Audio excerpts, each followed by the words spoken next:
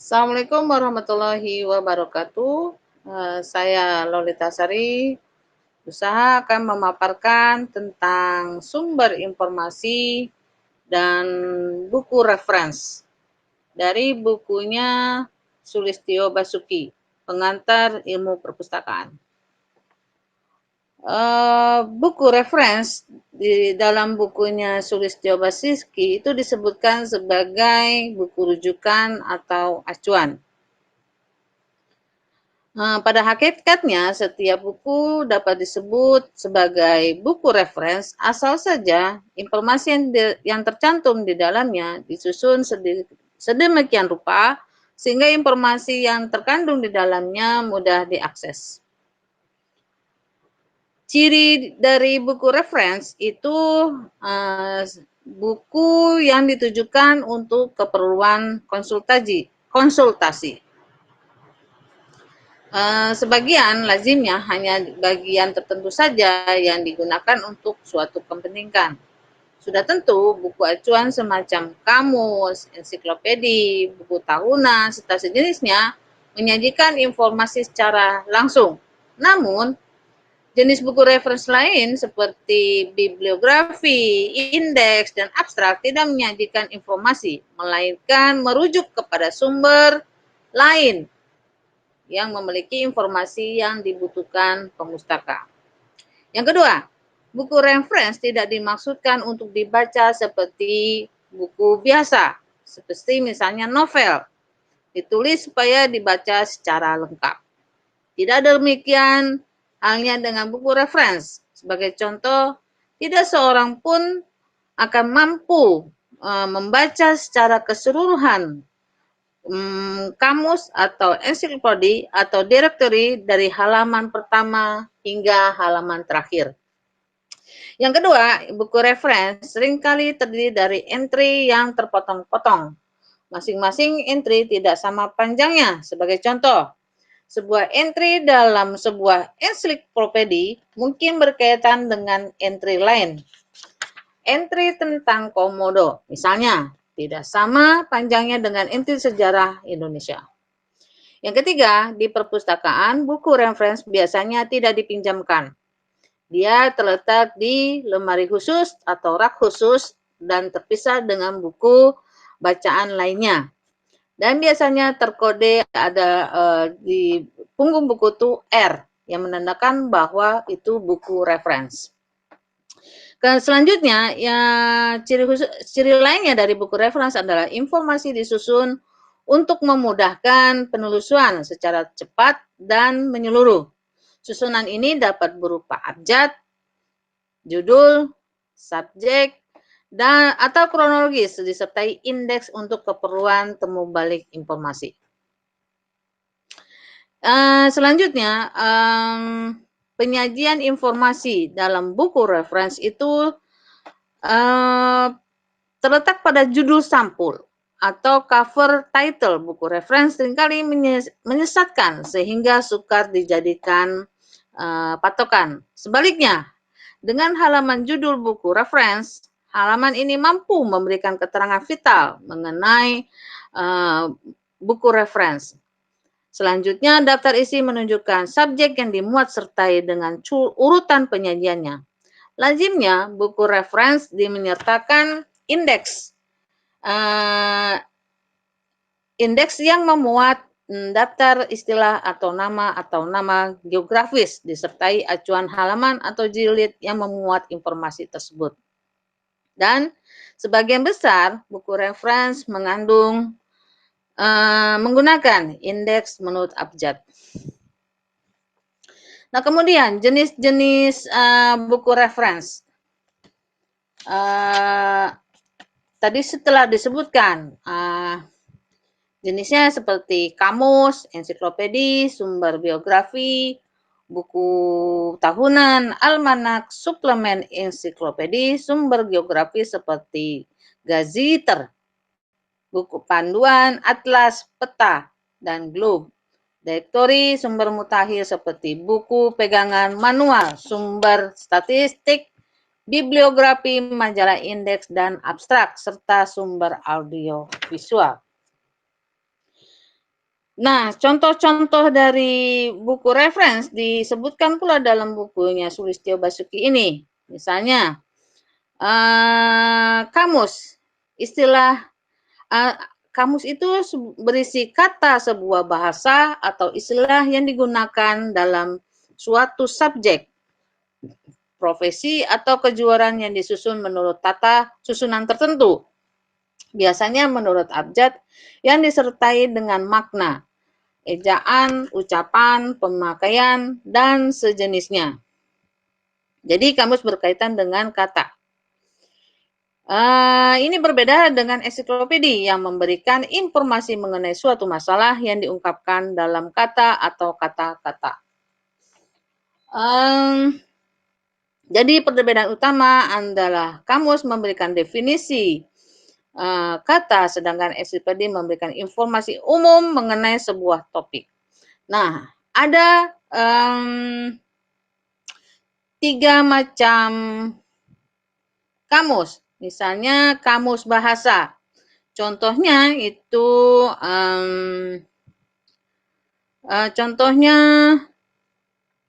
Oxford English Dictionary.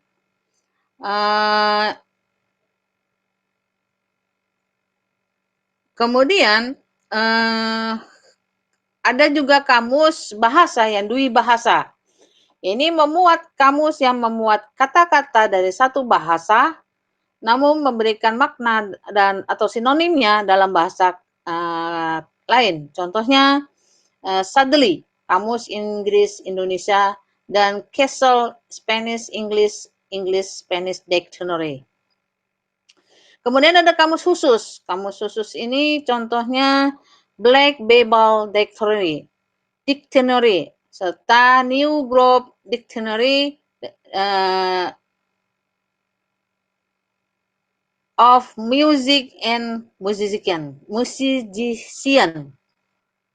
Kemudian kamus contoh kamus biografi, misalnya Webster Biographical Dictionary. Kemudian ada Who's Who. Kemudian retrospektif hanya memuat biografi tokoh yang sudah meninggal saja, seperti Dictionary of National Biography and Who Was Who. Ini contoh kamus yang untuk orang meninggal. Kemudian ada spesialis kamus tokoh, misalnya Burke Royal Family of the World, Who's Who in Broadcasting, dan Who's Who in the Art and Literature. Nah, tadi sudah dibahas tentang kamus dan dictionary, kemudian ada jenis buku referensinya ensiklopedi. Ensiklopedi merupakan cara rujukan cepat yang menyajikan informasi mengenai isi setiap cabang ilmu pengetahuan atau salah satu cabang ilmu pengetahuan.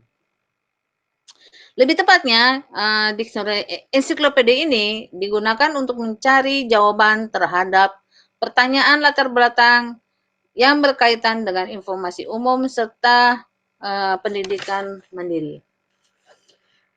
Contoh ensiklopedi misalnya ensiklopedi umum dalam bahasa Indonesia yang diterbitkan oleh Adi Negoro, Jakarta, bulan Bintang 1954. Kemudian selanjutnya jenis referensi lainnya itu sumber biografi. Sumber biografi merupakan sumber informasi penting bagi tugas referen. Sumber tersebut memberikan keterangan mengenai tanggal lahir dan kematian, kualifikasi pendidikan, jabatan yang dipegang, dan sumbangannya pada bidangnya, masyarakatnya, serta alamat orang yang dibuatkan biografinya. Di Indonesia telah terbit berbagai buku referensi yang memuat nama tokoh-tokoh Indonesia. Kemudian buku tahunan. Buku tahunan merupakan terbitan tahunan berisi informasi mutakhir dalam bentuk deskriptif dan atau statistika yang kadang-kadang terbatas pada sebuah subjek saja. Contohnya, Fact on File Yearbook. yang diterbitkan oleh New York tahun 1940-an. Kemudian almanak. Almanak merupakan terbitan tahunan berisi kalender atau penanggalan, kadang-kadang disertai dengan data astronomi dan informasi lain. Buku tahunan berisi statistika dan informasi lain kadang-kadang terbatas pada sebuah bidang saja. Misalnya, World Almanac and Book of Facts terbitan New York. Newspaper Enterprise Association tahun 1868. Kemudian selanjutnya ada suplemen ensiklopedia. Biasanya merupakan terbitan tahunan diterbitkan oleh penerbit ensiklopedia untuk membantu memutakhirkan informasi yang telah dimuat dalam ensiklopedia. Jadi ini suplemen ini berisi perkembangan dan kejadian mutakhir. Contohnya Britannica Book of Year, terbitan terbitan Chicago tahun 1938. Kemudian jenis buku referensi lainnya adalah sumber geografis. Ini merupakan sumber yang dirancang khusus untuk informasi geografis. Termasuk dalam sumber geografis adalah Gazetteer, buku penjaranan, atlas, peta, dan globe bola dunia. Gazetteer merupakan kamus geografis mengenai tempat-tempat disusun menurut abjad. Contohnya, Columbia Limpicot Gazette of the World, terbitan New York tahun 1962.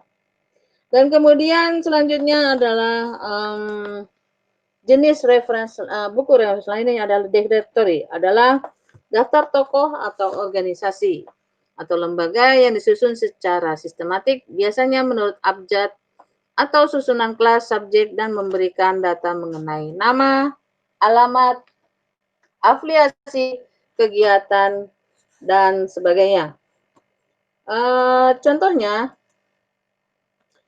Contohnya Directory of Special Library in Indonesia yang diterbitkan oleh PDII LIPI tahun 1989. Dan selanjutnya buku referensi lainnya adalah sumber rujukan mutakhir. Contohnya ASEAN Recorder, a Weekly Digest of ASEAN Event with Index yang diterbitkan oleh New Delhi tahun 1955. Dan buku jenis referensi lainnya adalah sumber statistik. Biasanya buku terbitan statistik ini di Indonesia didominasi oleh terbitan Biro Pusat Statistik. Karena itu perpustakaan sebaiknya memiliki terbitan Biro Pusat Statistik mengingat langkahnya terbitan lain mengenai statistik di Indonesia. Contohnya Demographic Yearbook terbitan New York United Nations Statistical Officer 1949 atau yang di Indonesia Statistik Indonesia yang diterbitkan di Jakarta Biro Pusat Statistik 1950-an. Ini biasanya terbit tiap tahunan. Yang isinya tentang biasanya memuat tentang statistik kependudukan tiap tahun di suatu daerah atau juga pertumbuhan agama di suatu daerah per tahun, baik pemeluknya agama misalnya Islam, baik itu dilihat dari gender, laki-laki atau perempuan. Dan ada juga data statistik tentang pendidikan atau juga misalnya tentang angka pengangguran dan sebagainya. Kemudian buku panduan dan pedoman manual merupakan kompilasi berbagai jenis informasi yang disusun secara padat dan siap pakai, khusus dalam sebuah bidang seperti Handbook of Physics. Di perpustakaan juga biasanya menerbitkan buku panduan, misalnya buku panduan mengenai pemanfaatan perpustakaan. Isinya bagaimana pengguna dapat memahami cara entry ke ruang perpustakaan, cara mengakses perpustakaan, dan cara melakukan pinjam dan mengembalikan koleksi di perpustakaan. Kemudian jenis referensi lainnya adalah bibliografi, yaitu seranai tersusun rapi yang memuat sumber primer dan sumber lain mengenai subjek atau tokoh tertentu. Nah, biasanya bibliografi biasanya disusun menurut abjad pengarang atau kronologis atau per topik, dapat berulang, lingkup, komprehensif, atau selektif. Misalnya, Sulistyo Basuki bibliografi Muhammad Yamin, Jakarta diterbitkan tahun 1993. Kemudian majalah indeks. Nah, majalah indeks ini biasanya terbit kala terbit teratur yang berisi seranai artikel yang memuat dalam majalah primer. Biasanya dalam majalah indeks tersebut termasuk juga judul buku baru, makalah seminar, disertasi, dan sebagainya. Contohnya indeks majalah ilmiah Indonesia yang diterbitkan oleh PDI LIPI, terbit 2 kali setahun, yang terakhir tahun 1999 baru yang saya lihat.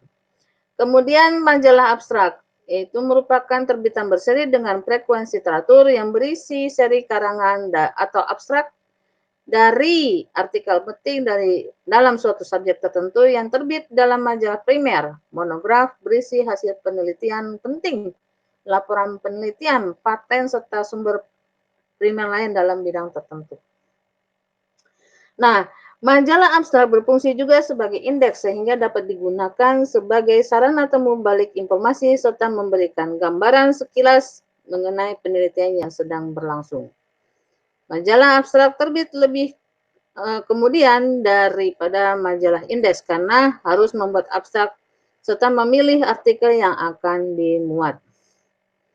Tujuan utama dari majalah abstrak yaitu menurut Sulistyo Basuki itu yang pertama menghemat waktu pemakai dengan cara memeriksa abstrak serta memeriksa apakah artikel yang dibuat abstrak tersebut bermanfaat atau tidak bagi pemakai. Dan yang keduanya membantu melakukan penelusuran retrospektif tanpa melihat artikel sesungguhnya. Dapat dikatakan 48% menurut Sulistyo Basuki, peneliti menggunakan abstrak sebagai pengganti artikel sebenarnya. Contoh, Indonesian Abstract yang diterbitkan oleh PDI LIPI kini diganti menjadi Sari karangan.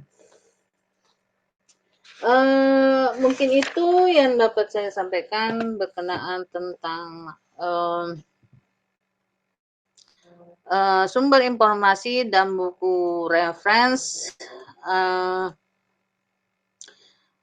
Di lain waktu nanti kita akan bahas tentang apa sih tugas dari layanan atau petugas reference. Terima kasih. Bila ada salah kata, mohon maaf. Assalamualaikum warahmatullahi wabarakatuh.